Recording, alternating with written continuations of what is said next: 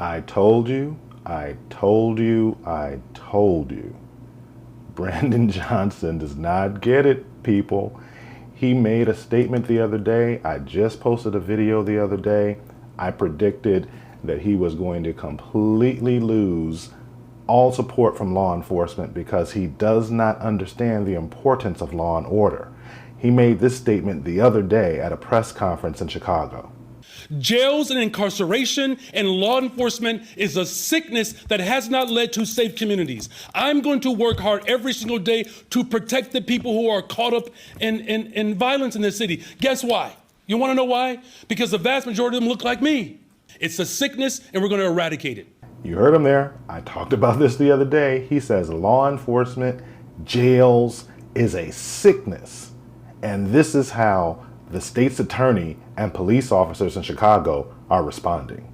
Well, members of Chicago's law enforcement community are taking offense with a comment made by Mayor Brandon Johnson. Earlier this week, he said in part, quote, jails and incarceration and law enforcement is a sickness. CBS News Chicago investigator Megan DeMar joins us live now. The comment sparking outrage online and in the Cook County State's Attorney's office, Megan. Right, Erica. The Cook County State's Attorney told me she was deeply offended by that statement. Some argued that Mayor Johnson's words were taken out of context, so we asked him today to clarify exactly what he meant. During a press conference on Tuesday, Mayor Brandon Johnson was responding to a question about how to make Chicagoans feel safer in their communities. The fact of the matter is we are driving violence down on this city and we're using every single resource that's available to us. Jails and incarceration and law enforcement is a sickness that has not led to safe communities. The law enforcement is a sickness comment took off in some conservative and pro-police circles on social media, even prompting Cook County State's Attorney Eileen Burke. The statement was disappointing and disheartening.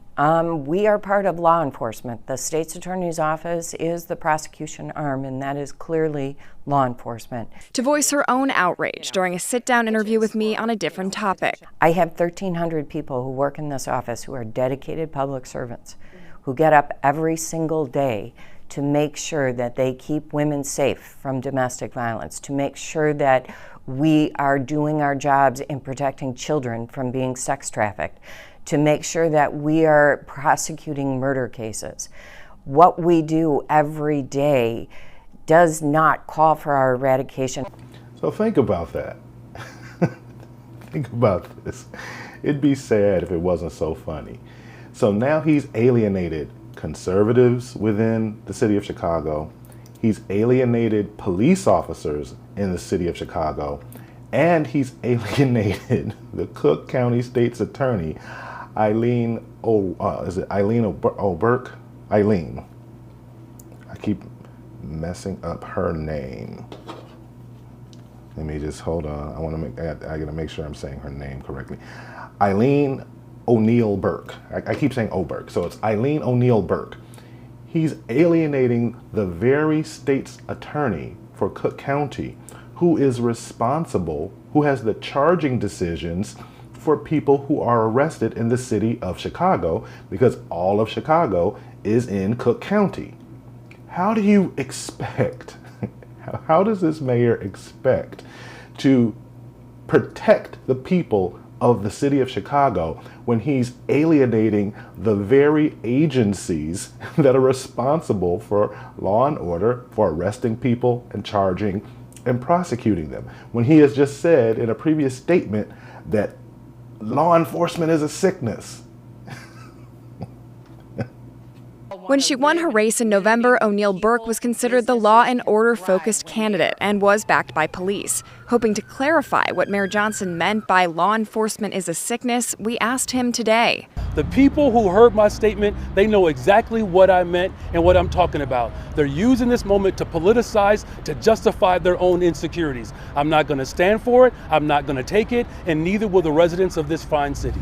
So now he's going to pretend, oh, people are just taking my words out of context. But listen one more time to what he said on Tuesday. Jails and incarceration and law enforcement is a sickness. I heard what he said.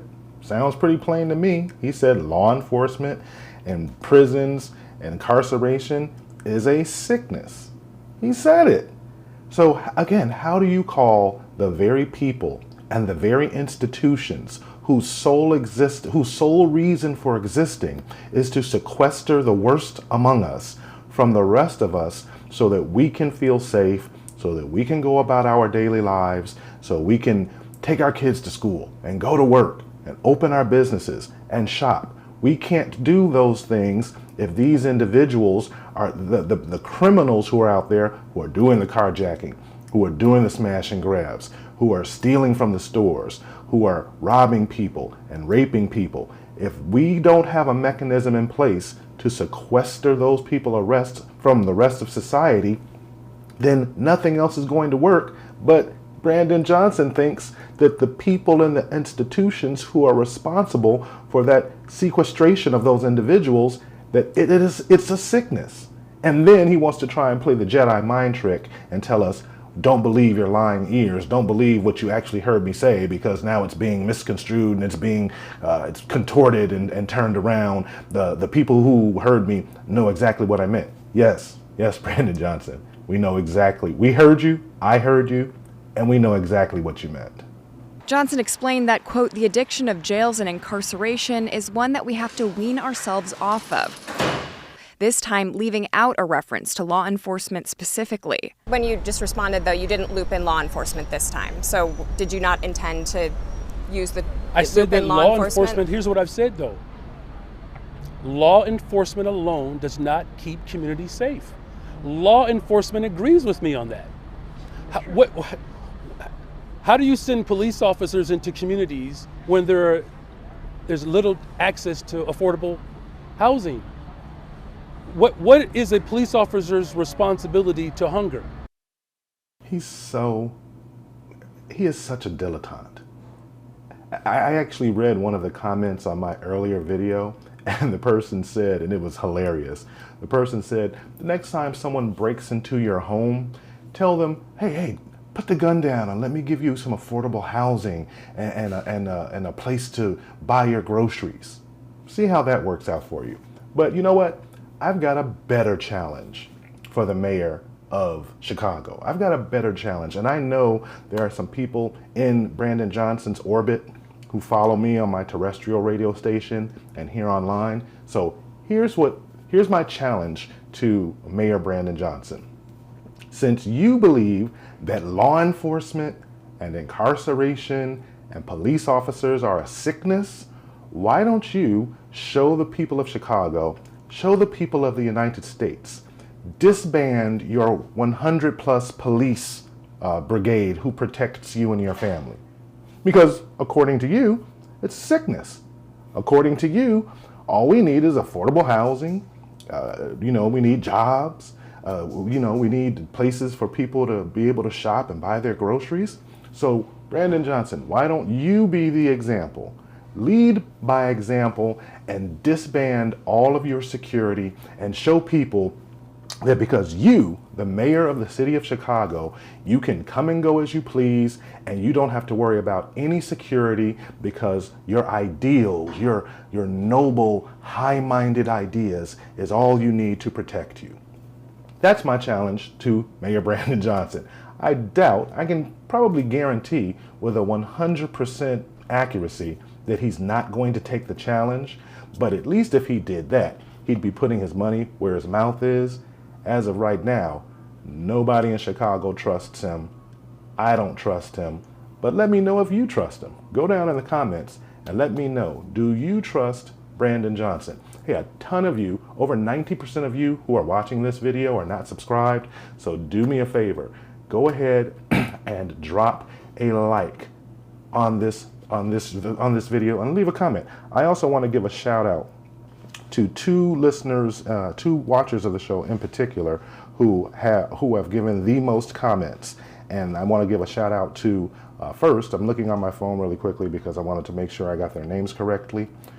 Crick Walls has left 36 comments on the David Seaton show, and the other individual is Uriel. He or she has left 69 comments. So again, thank you to both of you. Thank you to everyone who leaves a comment.